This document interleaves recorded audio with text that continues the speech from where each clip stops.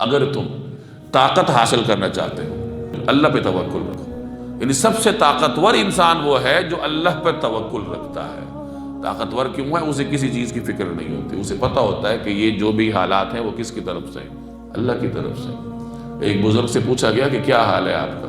تو اس بزرگ نے فرمایا کہ اس شخص کا حال کیا پوچھتے ہو کہ جس کی منشا پر کائنات چلتی ہو. تو اس سوال کرنے والے نے پوچھا کہ یہ کیا کہہ رہے ہو؟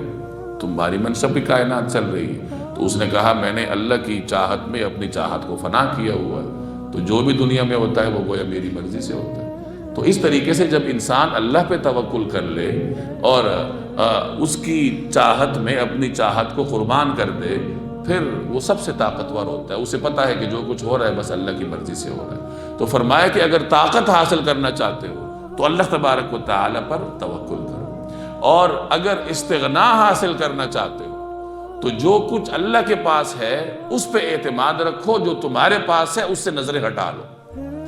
اور اگر عزت حاصل کرنا چاہتے ہو تو اللہ تبارک و تعالی کا خوف اپنے دل میں پیدا کرو.